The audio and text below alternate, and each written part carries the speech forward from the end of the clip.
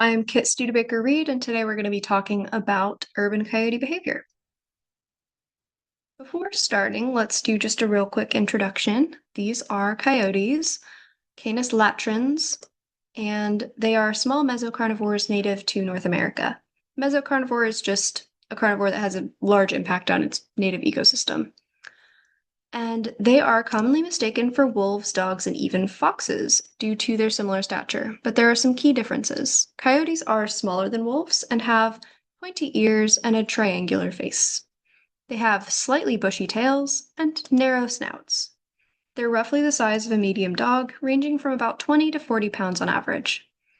They're native to North America, and initially they didn't reach quite to the East Coast, but with the expanse of cities and just more urbanization across America, they now do reach from coast to coast. Coyote behavior has a lot to do with their environment and what social role they find themselves in.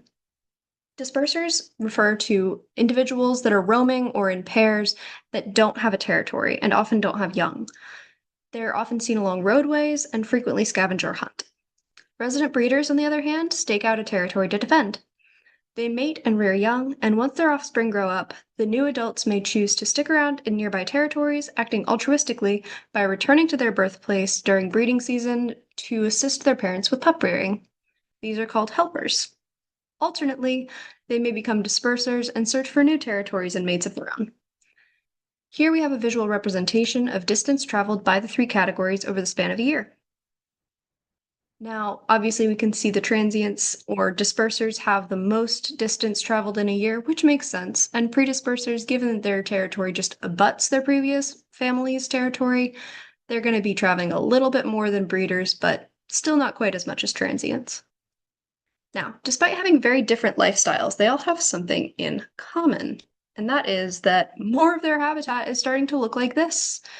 Human cities provide an interesting terrain for coyotes. Transient coyotes have been found to prefer traveling along roadways rather than forests and meadows.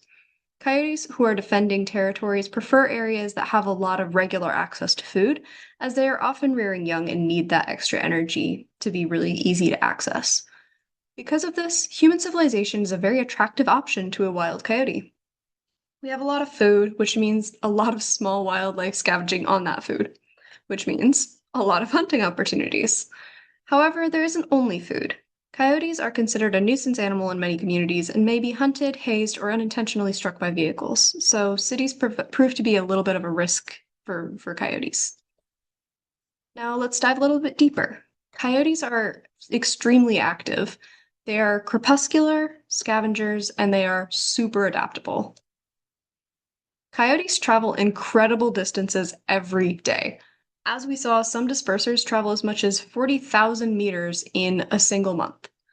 As they have incredible stamina and typically choose the path of least resistance, that often leads to them traveling in roads, ditches, and on footpaths.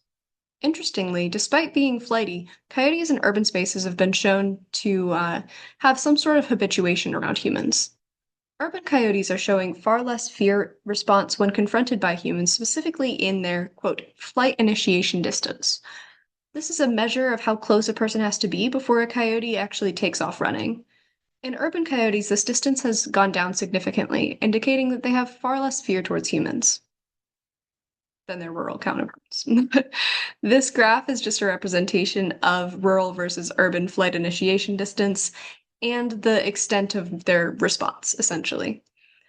So the light-colored bars in the top graph are rural coyotes. As you can see, people have to be a lot further away than they do for urban coyotes before those coyotes start to run off. Now, coyotes are crepuscular, meaning that their active hours are typically in the morning and evening.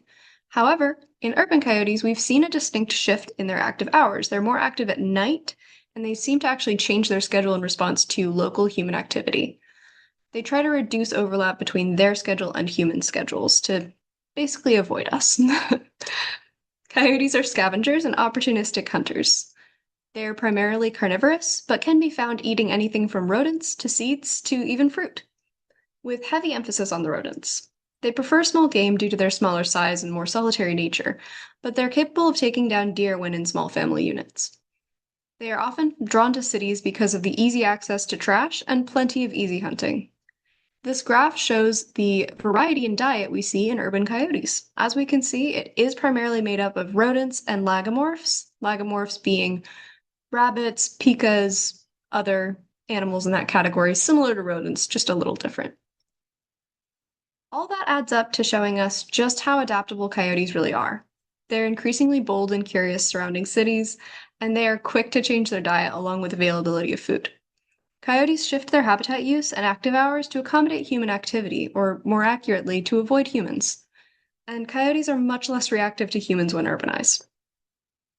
So, how have coyotes dealt with the challenge of growing urbanization?